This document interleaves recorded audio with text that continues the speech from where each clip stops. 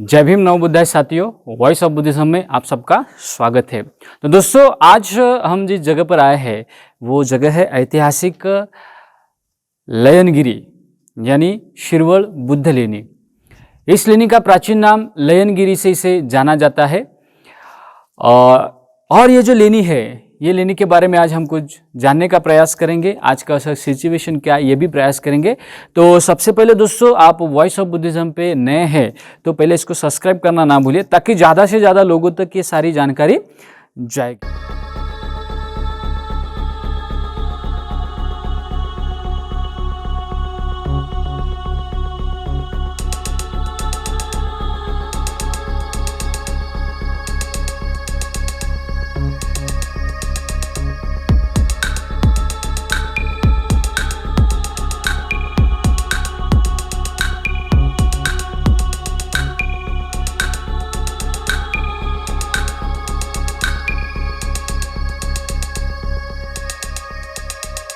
दोस्तों, ये voice of Buddhism के माध्यम से हम आपको प्राचीन भारत का इतिहास बताने की कोशिश कर रहे हैं।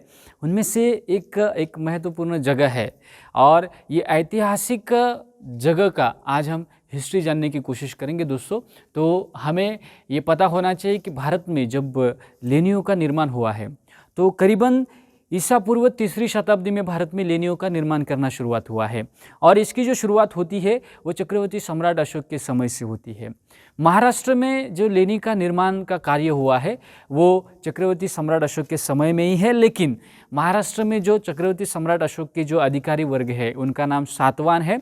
बाद में सातवाहन खुद सम्राट हुए हैं, लेकिन वो पहले चक्रवर्ती सम्राट अशोक के मांडलिक राजा हुआ करते थे। तो इन चक्रवर्ती सम्राट अशोक की जो मांडलिक है और महाराष्ट्र के पहले ज्ञात राजवंश जिसे माना जाता है तो वो है श्री सातवाहन। तो ये सातवाहन राजाओं का बहुत बड़ा इतिहास इस महाराष्ट्र से लेके और नीचे दक्षिण भाग में आता है। करीबन ये जो राजवंश है करीबन 30 राजाओं का ये कालखंड हमें देखने के लिए मिलता है।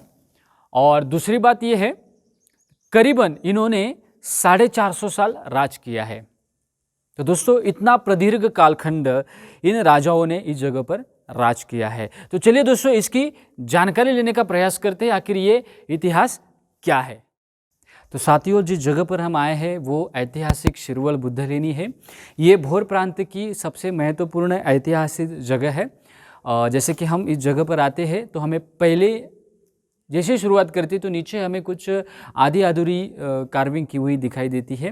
वहाँ पर 5 आधी अधूरी कार्विंग है। उसके बाद हम जैसे आगे आते हैं तो पहले ही हम जिस जगह पर आते हैं वो ऐतिहासिक चैत्यगृह के पास आते हैं।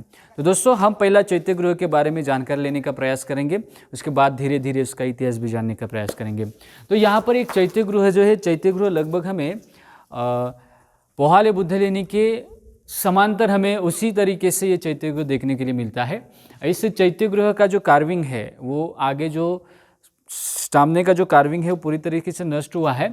उसके अंदर जो दीर्घिका होती है वो यहाँ पर कुछ आधी अधूरी है। उसके बाद अंदर जैसे हम एंट्री करते हैं दोस्तों, तो अंदर एंट्री करने के बाद हमें ये नज़र में आता है कि एक ऐतिहासिक बौद्ध स्तूप बनाया हुआ है, बुद्ध स्तूप बनाया हुआ है। और इस बुद्ध स्तूप का स्वरूप जैसे कि हम पूरी तरीके से देखेंगे तो ऊपर छत से लेके नीचे तक हम पूरा हिस्सा देखने के लिए मिलता है। तो यहाँ पे दोस्तों नीचे का हिस्सा थोड़ा सा अधूरा रह चुका है, ये हमें देखने के लिए मिलता है, लेकिन ऊपर का जो कार्विंग है वो पूरा हो चुका है। और ये जो कालखंड आता है हीनयान कालखंड आता है। तो इस हीनयान कालखंड में इस लेनी का निर्माण हुआ है। तो दोस्तों, इसकी लेनी का हिस्ट्री में जाते हैं तो लगभग ईसा पूर्व 2री शताब्दी से सातवाहनों का यहाँ पर बहुत बड़ा राज था, उनका अधिकार क्षेत्र था। तो उनके अधिकार क्षेत्र में ये ऐतिहासिक धरोहर की निर्माण शुरुआत हुई है। तो यही लेनी का निर्माण भी जैसे देखते हैं लगभग ईसा पूर्व 1ली शताब्दी से लेकर आगे की जो 3री शताब्दी है तब तक ये लेनी का कार्विंग किया हुआ हमें साफ नज़र में आता है। इसके बारे में अगर और डिटेल्स में जानकारी लेने का प्रयास करेंगे तो दोस्तों, यही भोर प्रांत में विंग नाम का एक गांव है, वहाँ पर एक वास्तु संग्रहालय है। तो वहाँ पर राष्ट्रकूट राजा का शिलालेख है, लगभग ईस्वी सन 780 यानी कि 8वीं शताब्दी का वो ताम्रपट है। और इस ताम्रपट में इस लेनी का वर्णन किया, इसे लयनगिरी के नाम से इस जगह को जाना जाता था, तो इस लेनी को लयनगिरी कहा गया है। तो दोस्तों ये इतिहास में हमें जानकारी लेते हुए ये सारी बातें समझ में आती कि यहाँ पर क्या है और क्या नहीं। आज की जिस सिचुएशन में हम देखते हैं, जैसे कि आप अंदर प्रवेश करेंगे जैसे कि, तो यहाँ पे थोड़ा सा अतिक्रमण देखने के लिए मिलता है। स्थानिक लोग यहाँ पे स्तूप के बराबर सामने ये शिवजी का पिंडी रखा हुआ है और लोग यहाँ पे पूजा करते हैं, उसकी पूजा भी करते हैं ये सामने। लेकिन फिलहाल तो ये ज़्यादा ध्यान दिया हुआ नहीं देख रहे हैं, यहाँ पर कुछ ज़्यादा देख रेख नहीं है। कुछ फेस्टिवल में ही शायद लोग यहाँ पर आते हैं। और ये जो पूरा तरीके से हम देखेंगे तो हमें ये पता चलेगा कि किस तरीके से अतिक्रमण होता है। तो ये पूरा ऐतिहासिक हमारे धरोहर की आज की स्थिति है। हमने इसको गौर से देखना चाहिए कि किस तरीके से इसका हाल बनाया हुआ है। तो दोस्तों यही सबसे महत्वपूर्ण हिस्सा है जिस हिस्सों के बारे में हम बात करते हैं। और जब दोस्तों हम एक ऐतिहासिक धरोहर को देखते हैं तो धीरे धीरे ये नष्ट होते चला आ रहा है। तो इसको बचाने की कोशिश होनी चाहिए, और ये बचाने की कोशिश अगर हम करेंगे तभी ये आने वाली हमारी पीढ़ी को इसके बारे में इंफॉर्मेशंस मिल सकती है। तो दोस्तों ईसा पूर्व पहली शताब्दी में बनाया हुआ ये लेनी का स्ट्रक्चर हम देखते हैं। चैत्य गृह के बाद जैसे हम एंटर करते हैं तो यहाँ पर एक पानी की पूड़ी नज़र में आती है, लेकिन वो पूरी तरीके से मिट्टी में है। तो यहाँ पर ये पूरी मिट्टी में हमें ये पानी की पूड़ी नज़र में आती है। उसके बाद जब अंदर एंटर करते हैं दोस्तों तो यहाँ पर एक विहार का स्ट्रक्चर हमें देखने के लिए मिलता है, और ये सबसे महत्वपूर्ण हिस्सा है लेनी का। यहाँ पे करीब हम देखने जाएंगे दोस्तों तो करीबन यहाँ पर 9 भिक्षु निवासों का अस्तित्व हमें देखने के लिए मिलता है। यहाँ से हम देखेंगे तो 3 साइड में हमें भिक्षु निवास नज़र में आते हैं। एक साइड यहाँ पूरा टूटा हुआ है। तो ये जो 3 लेनी का टोटल 9 भिक्षु निवासों का ये विहार है, और ये पूरी तरीके से भग्न हो चुका है। आगे का पत्थर गिरा हुआ है और ये विहार आज भग्न अवस्था में है। ये बारिश के समय यहाँ पे पूरी तरीके से आप देख सकते हैं कि यहाँ पे लोग इसको पूरी तरीके से आप ये कह सकते कि नष्ट करने की कोशिश भी चल रही है। यहाँ पर धीरे धीरे ये नष्ट होते आ रहा है। तो यहाँ पर कुछ उस समय में अरहंत भिक्षु रहा भी करते होंगे, और उन्होंने इस लेनी से लोगों को धम्म पहुँचाया भी होगा। तो ये धम्म का जो दुख मुक्ति का जो मार्ग है वो हमें देखने के लिए मिल रहा है। और यहाँ पे बहुत सारे लोग आते हैं, तो यहाँ पे शराब के बॉटल्स भी पड़े हुए हैं। तो ये इस तरीके से काम यहाँ पर हो रहा है। तो दोस्तों ये ऐतिहासिक धरोहर का आज का सिचुएशन हमें देखने के लिए मिलता है। तो थोड़ा सा धीरे धीरे हम अपने इतिहास के बारे में जानने की प्रयास करेंगे।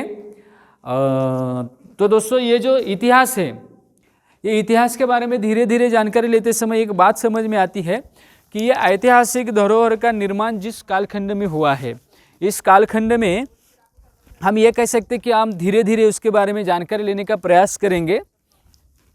तो दोस्तों जैसे हम लेनी का एंट्रेंस देखते हैं, लेनी में देखते हैं, तो हमें ये पता चलता है कि इस महाराष्ट्र के सह्याद्री जो पहाड़ है, इस सह्याद्री पहाड़ के रौद्र पाषाण को काटकर इन्होंने इस लेनियों का निर्माण किया हुआ है।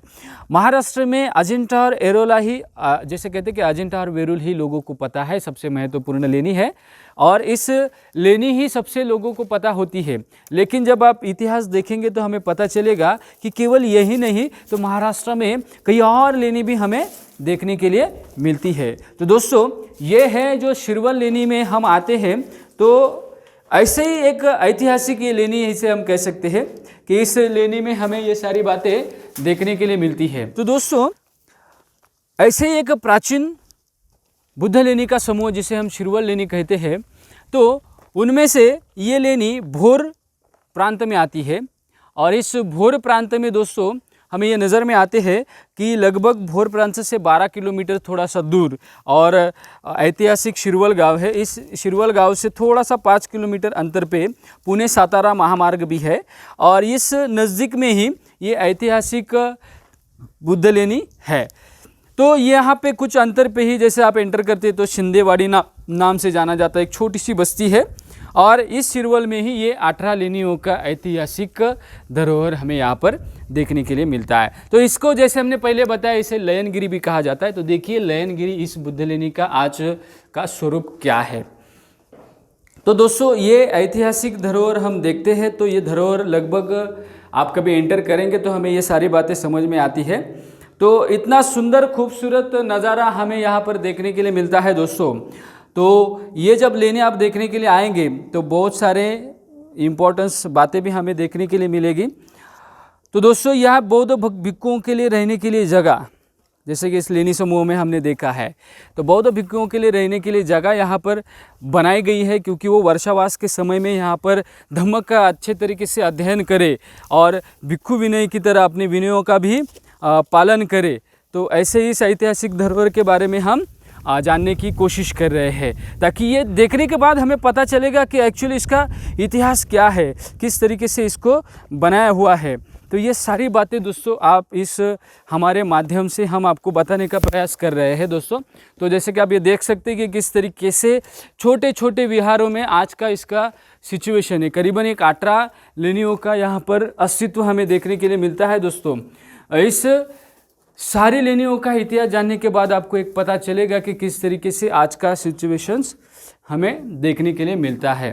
तो ये दोस्तों इतिहास है और आज इतिहास का ये हाल है जैसे कि हम देख रहे हैं दोस्तों। तो इस लयनगिरी में दोस्तों ऐतिहासिक धबधबा भी, जिसे हम कह सकते कि यहाँ पे धबधबा भी है।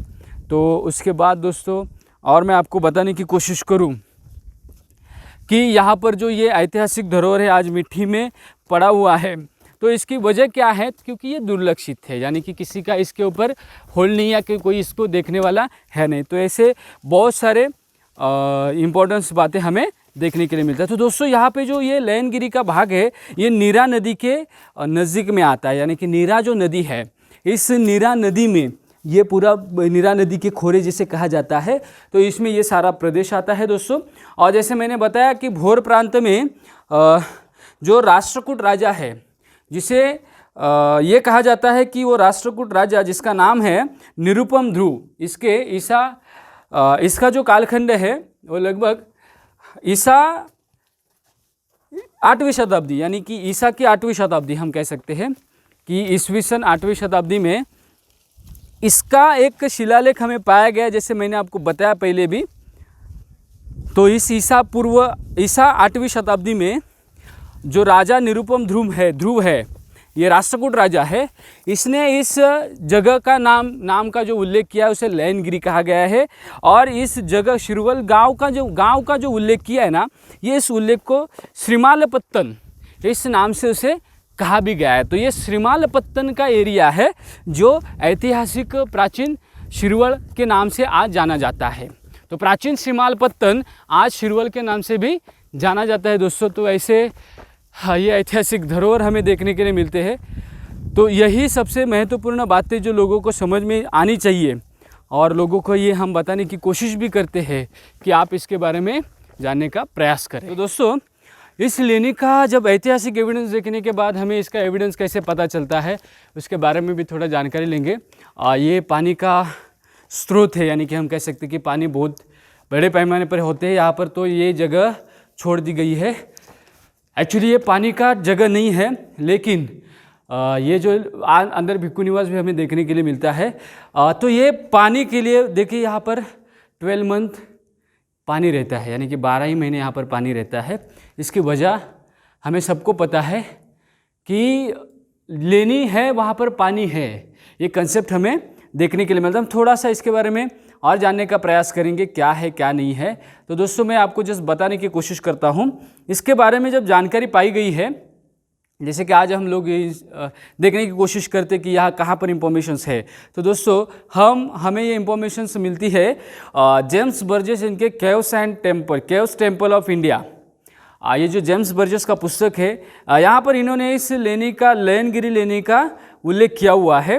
तो वो कहते हैं, यानी कि जैसे कि आप उस पेज में जाएंगे, उस पेज में लगभग 168 का पेज है और वहाँ पे 5th पॉइंट पे ये नंबर पे है। उन्होंने कहा है, जैसे कि अंग्रेजी में हम उसे देखने जाएंगे तो उन्होंने कहा a line round southward from Poona nearly parallel to the western Ghats और Sahyadri hills pass through group of Shirwal Wai and Karad embracing about 80 caves, यानी कि 80 केव्स का वाई में, कराड में और ये शिरवल में ग्रुप है, यानी कि 80 केव्स इन 3 जगहों पर पाए गए हैं। उसके बाद थोड़ा सा 184 के उसमें भी वो लिखते हैं कि a number of group in Konkan and Deccan all to the south of Bombay and all bearing a general character of small plain dwelling of bhikkhus with flat roof shirin for the dagoba and viharas.